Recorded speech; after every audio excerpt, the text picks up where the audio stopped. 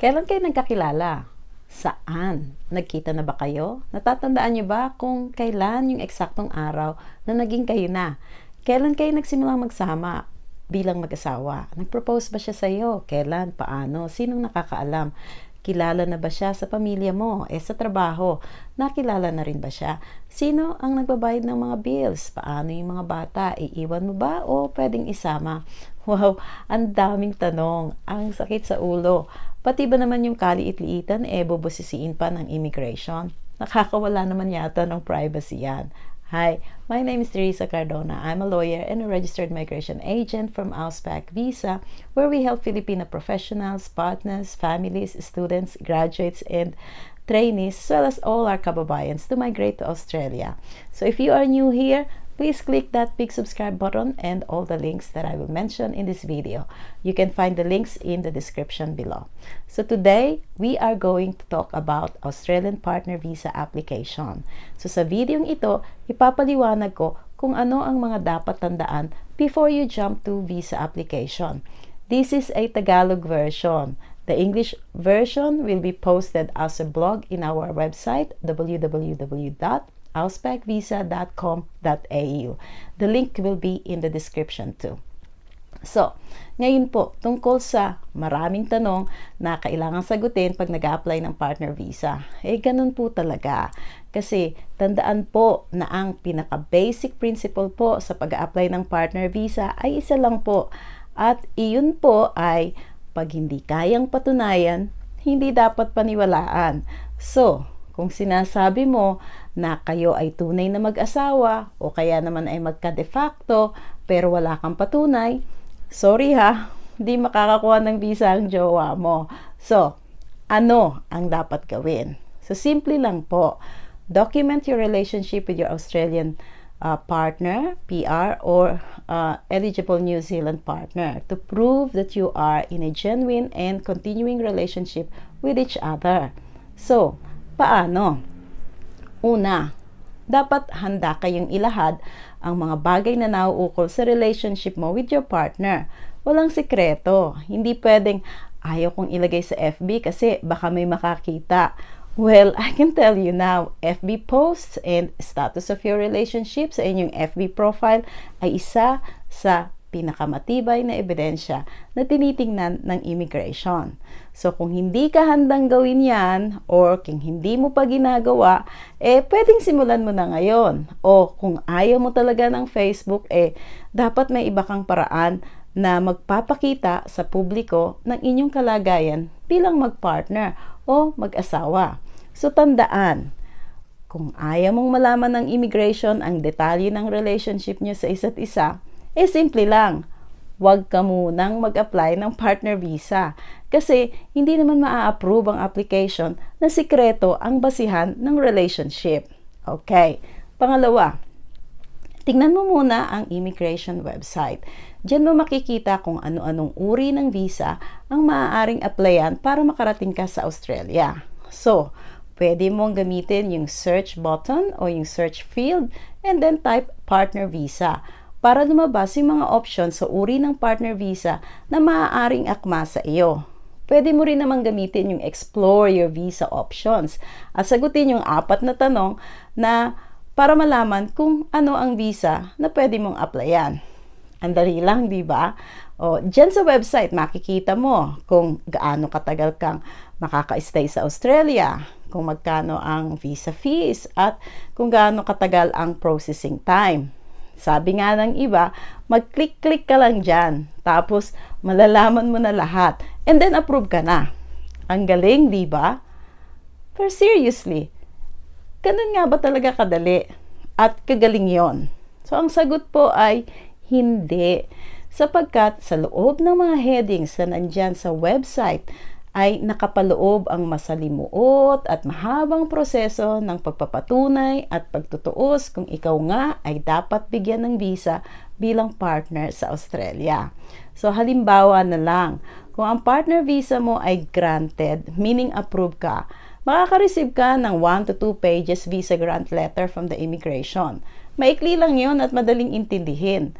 Pero kung ang partner visa application mo ay refused or denied, makakatanggap ka ng napakahabang sulat sa immigration. Nakalagay dun yung mga dahilan at yung mga batas na ginamit nila para i-refuse ang iyong application. Ngayon, maaaring magulat ka kasi noon mo lang siguro nakita yung mga batas na yon sa buong panahon na ginugol mo sa pag-aasikaso ng partner visa. At ang masaklap wala siyang reference sa website.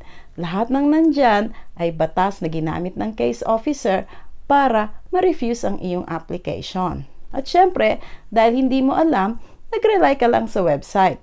Tapos, yung decision maker mo o yung case officer mo naman ay gumagamit ng batas. So, minsan, hindi nagkakatugma. Yun ang nagiging resulta. Nagkakaroon ng refusal. Kaya nga, importante na kung hindi kaya at hindi alam, kumonsulta sa registered migration agents at sa registered migration lawyer. Kasi marami pong natutulungan ang mga RMAs at mga lawyers sa iba't ibang application para sa partner visa.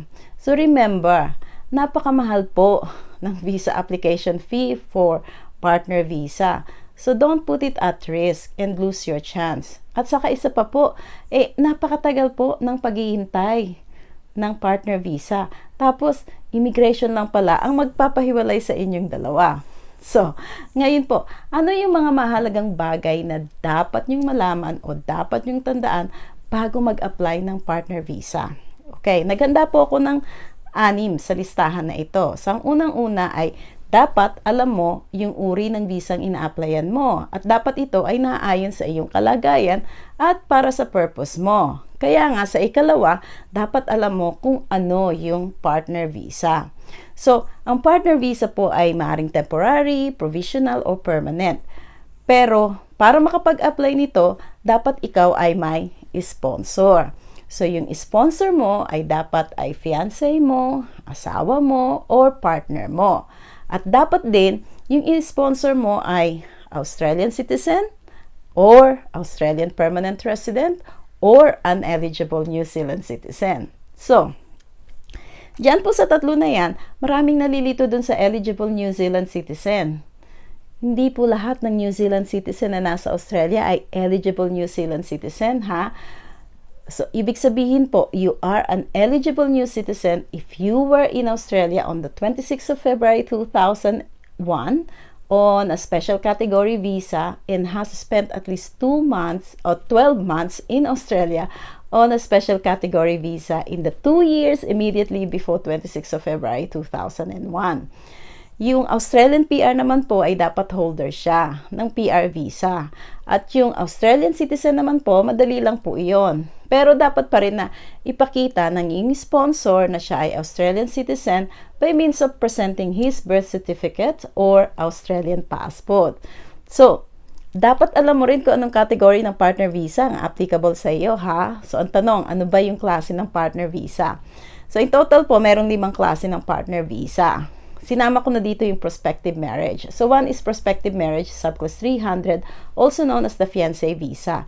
Ito po ay para sa mga taong engaged to be married sa Australian partner, PR, o kaya naman sa ENZ. So, yung ikalawa po ay yung spouse temporary subclass 309. Ito naman po ay para dun sa mga taong kasal na or in a de facto relationship with an Australian citizen, PR, or ENZ. At sila po ay nasa labas ng Australia sa oras ng pag-apply nila ng visa. So, ang visang ito po ay provisional or temporary. And then, maaaring maging PR under visa subclass 100. So, ikatlo po ay yung partner permanent subclass 100. Ito po ay permanent visa stage of subclass 309. So, usually, this is granted after 2 years of lodging a successful application for subclass 309. Now, the fourth one is the partner temporary subclass 820, the temporary visa. This is for person who is married or in a de facto relationship with an Australian citizen, permanent resident, or ENZ citizen. Ang visang ito ay para sa mga mag-a-apply na nandito na po sa loob ng Australia. So, ang visa na ito ay maaaring maging permanent visa papunta roon sa subclass 801. So, ngayon, yung partner permanent subclass 801. So, yan po yung permanent visa for those who have been granted a subclass 820 and still married or in a de facto relationship with Australian citizen, PR, or ENZ citizen. So, huwag pong malito kasi kadalasan ang partner visa ay inuuri rin sa 2 stages, yung temporary at saka yung permanent stage. At minsan din, inuuri siya depende sa lokasyon ng pag-apply, yung onshore o kaya naman ay yung offshore.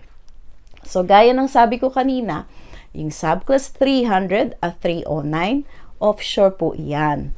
Ang subclass 820, 801, onshore po naman yan. Ngayon, ang subclass 300, 309, at 820 ay temporary visa stage po yan. Ang subclass 100 at 801 ay permanent visa stage. Now, kung ang application mo ay inilodge mo sa Australia, yun po ay onshore application. Kung yung application mo noon po ay inilodge mo sa labas ng Australia o kaya sa Pilipinas, yan po ay offshore. So, may isa ka pang bagay na dapat malaman bago mag-lodge ng partner visa. At ito yun ay, ang partner visa ay 2-in-1 visa application. Na ang ibig sabihin, lahat ng partner visa application ay application po for permanent residence. Na nahati lang sa 2 stages. Yung sinabi ko kanina, the temporary stay, which is normally for 2 years, and usually you will receive a letter from the immigration to do the second stage. Ngayon, sa bawat stage po, temporary and permanent, kailangan pa ring matugunan ang mga hinihingi ng immigration. So, hindi po pwedeng sabihin na, ay, granted na yung aking first stage. And then, okay na. Automatic na yon. You will still need to do the second stage. Hindi po yan automatic. So, in some cases, pwedeng magkasabay yung grant ng temporary at permanent stages. Pero hindi po automatic. So, tandaan po iyan. So, ikatlo, dapat alam mo rin kung sino-sino ang pwede mong isama o maaari mong isama sa application. So, ang tanong, sino-sino naman po ba yung maaaring isama? So, ang family members ng visa applicant ay maaaring sumama at isabay sa application. Halimbawa, yung anak o yung mga batang anak ng visa applicant sa dati niyang asawa o relasyon ay maaaring isama o isabay sa application. Maliban na lamang kung hindi na sila maaaring isama o isabay dahil sila ay matanda na, may sarili ng pamilya, o di kaya na may trabaho na, o kaya naman ay ayaw silang payagan ng dating asawa o partner na pumunta sa Australia ang mga bata. So, ngayon, maaari bang idagdag yung anak sa application na na-lodge na? Ang sagot po ay yes. Maaaring idagdag sa application ang mga anak kahit kung nakapag-lodge na pero hindi pa nabibigyan ng desisyon. Ngunit, dapat yung anak po or yung any secondary applicants ay nasa parehong lugar kung saan inilodge yung application. At syempre, gaya ng ibang application, may mga criteria rin po na dapat ma-satisfy para mabigyan ng visa yung anak. So, yung mga na-approve na partner visa on temporary stage, hindi na maaaring isama yung kanilang anak sa application sapagkat nagkaroon na po ng desisyon. Ngunit, pwede naman po nilang i-apply yung kanilang anak sa pamamagitan ng tinatawag na child visa or dependent visa. Ngayon, kung sakali naman na na-refuse yung application mo, tapos naisip mo na ang tagal ng processing at nag-appeal ka sa tribunal, and then sabi mo, isama mo na lang yung anak mo. Pwede ba iyon? So, ang sagot po ay hindi. Sapagkat na-refuse po yung una o yung original application. Pero, kung sakaling iniramit ng tribunal ang refuse application mo, ibinalik sa immigration for reconsideration, doon po pwede nyong isama ang inyong anak. Sapagkat, pagbalik sa immigration, binubuksan na muli ang nasabing application. Okay. So, ngayon po, don't forget, click and subscribe po bago tayo magpatuloy. So, ngayon, paano naman po yung mga kaso ng mga adopted children o kaya mga stepchildren? Mahaba po yan. Contact us if you have any questions about that. Okay. So, ikaapat po, dapat po alam at aprobado ng sponsor mo ang lahat ng isasama sa application.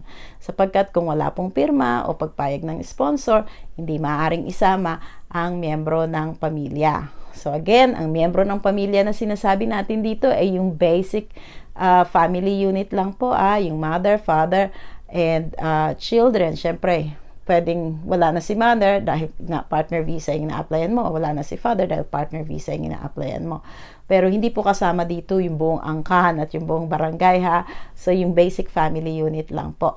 So ikalima po ay dapat rin handa ka sa mga babayaran para sa pag-a-apply ng visang ito. So ang current fee po sa partner visa sa immigration is 7,715 kung gagamit ka ng BPay. Pero kung gagamit ka ng credit card, meron pong kaukulang interest yan. Now, bukod po doon sa visa application fee, may iba po pong mga babayaran o pagkakagastusan tulad ng medical exam, which is around $600, and then police check from the Philippines, kaya naman po ay yung Australian Federal Police Check Certificate, and police clearance po sa iba't ibang bansa kung saan tumira yung visa applicant. So, kaya nga po kung nagtrabaho kayo sa ibang bansa, makakabuti na kumuha na agad ng police certificate bago pumunta sa Australia. Okay. Now, para naman po sa professional fees, kung kukuha ng registered migration agent or lawyer to help and assist you in your application so you can be sure that you're doing the correct thing for the visa, the price range is from 3,500 to 5,500 or more. Ang professional fees po ng mga RMAs at mga lawyers ay magkakaiba at naaayon yan sa kanilang experience o kaya naman sa kanyang seniority o sa kanilang expertise o sa complication ng kaso.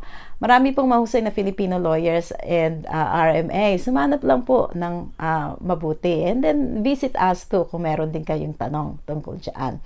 So, ika-6, number 6, dapat updated ka rin sa pagbabago sa mga immigration laws. Kung napanood niyo po yung video ko about migration plan for year 2020-21, alam niyo po yung allocated places for partner visa for this year is 72,300. And ang priority processing po ay yung mga narito sa Australia at yung mga tinatawag nating onshore. At syempre, siguro alam mo rin na magbabago yung mga regulasyon sa pag-apply ng partner visa by next year.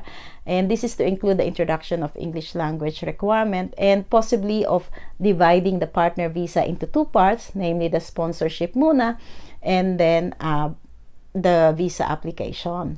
So, ngayong alam mo na yung mga dapat malaman at saka mga kailangan gawin para sa partner visa. So siguro ang pinaka final na decision mo dito ay kung kukuha ka ba ng migration agent or lawyer o mag-a-apply ka ng sarili mong visa. So anong uri yung mga agents, bakit kailangan ng lawyer, meron pa bang pagkakaiba yung dalawa, meron bang antas ang kanilang mga serbisyo at qualification, and nakakasiguro ka ba na legit yung agent mo. So tatalakayin po natin yung mga tanong na yon sa susunod na linggo, kasabay ng pagtalakay natin sa sponsorship, sa eligibility for sponsorship, mga restrictions at iba pang issue tungkol sa partner visa. Kung may tanong kayo o may request kayo, let me know and then I'll try to make a video about the questions that you ask. So don't forget to click and subscribe. Thank you po. Now the blog, the English version, will be in the website www.auspacvisa.com.au. Salamat po. Thank you and goodbye.